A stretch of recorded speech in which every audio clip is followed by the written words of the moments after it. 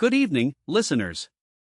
Tonight's headline: President Trump has announced that the United States will license Ukraine to produce Patriot air defense systems, a decision that has been met with cautious optimism in Kyiv.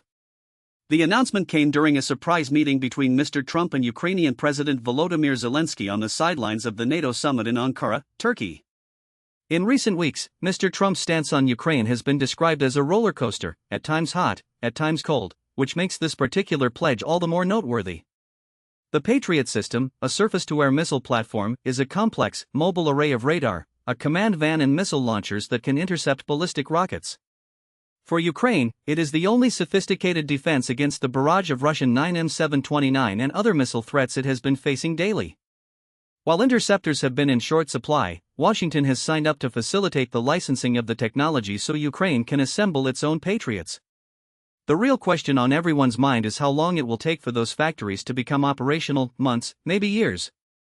Ukrainian voices were full of cautious enthusiasm. Yevhen Prusak, a 35-year-old barista in central Kyiv, watched the press conference with skeptical hope. He noted that words are not actions, warning that the promise of licenses could still hover on paper for a long time. Other officials echoed that sentiment, reminding listeners that the United States has previously promised aid that stalled.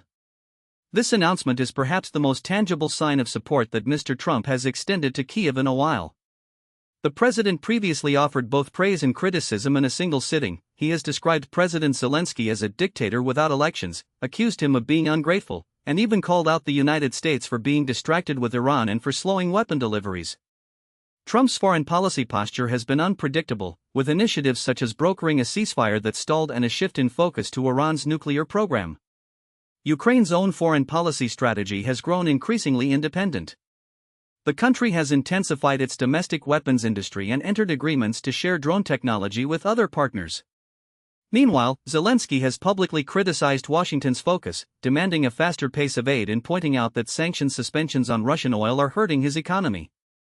So why is the trial run with the Patriots significant? First, it is a concrete piece of equipment.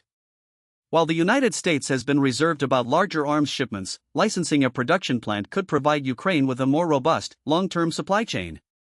Second, it lends symbolic weight. It signals that the U.S. is willing to move beyond just diplomatic calls and into technology transfer that could practically alter Ukraine's battlefield capabilities. There remain skeptics. Some fear that the licensing process could take too long, that production facilities will struggle to meet the technical demands of a state-of-the-art guidance system, or that the program could become a political flashpoint. European allies might question why the United States chose to grant a license at this stage, when more immediate missile pickups could have been expedited. In closing, the headline: Trump has agreed to license the Patriot system.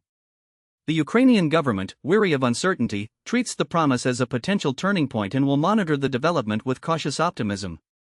Whether this sparks a rapid shift in the defense balance remains to be seen, but it certainly provides a new wrinkle in the war's evolving arsenal. Thank you for joining us tonight.